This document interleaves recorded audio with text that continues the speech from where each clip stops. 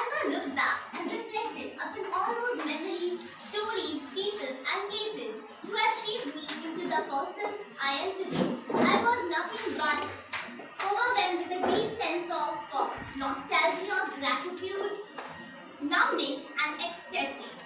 So, good evening, good afternoon, fellow and all friends. My name is Rima Bharti, and in the next 5 minutes, I'm going to give you a brief recap of my life journey in the last 22 years. So, to begin with, I was born in the historical city of Patliputra, or as we now know as Patna. My father is an Indian Forest Service, and my mother, she is the teddy bear of the house. She is a completely overly caring mother who never forgets to call me 10 times a day, whatever it is, just to know about my well-being and just to know if I've eaten on the time or not.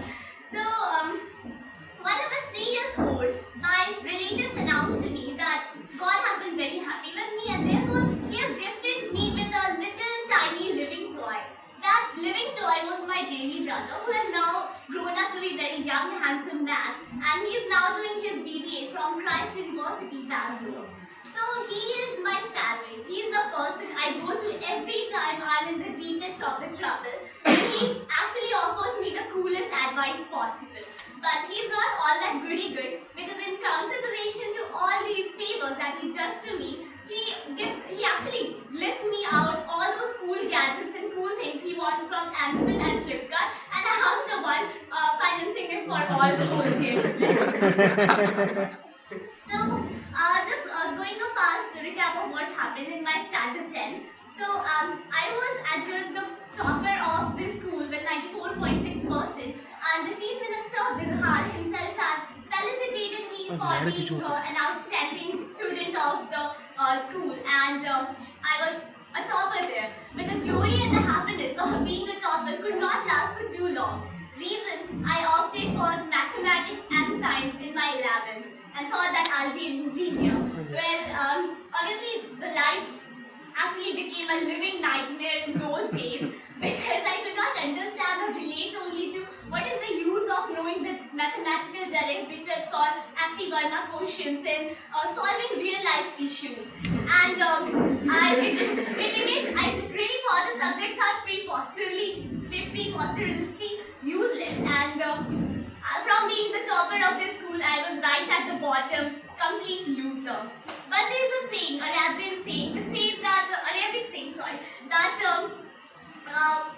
what belongs to you will come to you even if it's hidden beneath two mountains. What does not belong to you will not reach to you, even if it's between your two lips. The same thing happened in my case.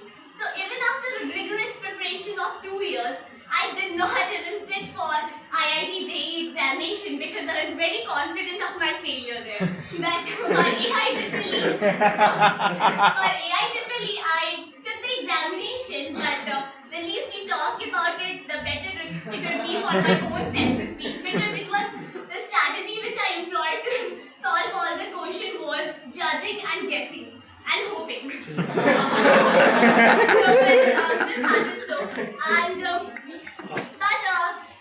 Suddenly, accidentally, I will say, within just 1 month of preparation, I sat for the examination called CLAT, which is the entrance examination for the admission into the top 14 national law universities of India. And I don't know how, but with a stroke of luck, I guess, I got into a premier law institute, WB and UJS, which is situated in Calcutta, and now I'm a 4th year student there.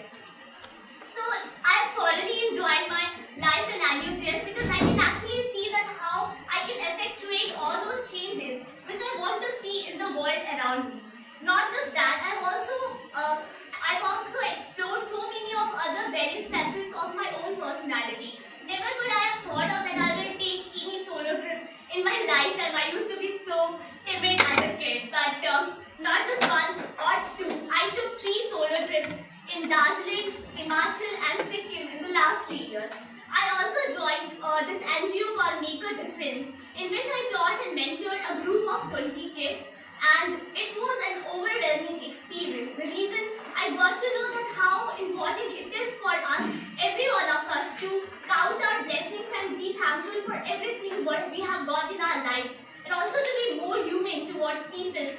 around us. So at the age of 22, with all these small experiences which I have gathered in the last few years of my life, all I can say is that I want to instill in me enough confidence, courage and conviction to take a flight in the direction of my dreams, never to be diverted or distracted, to actually go and pursue them.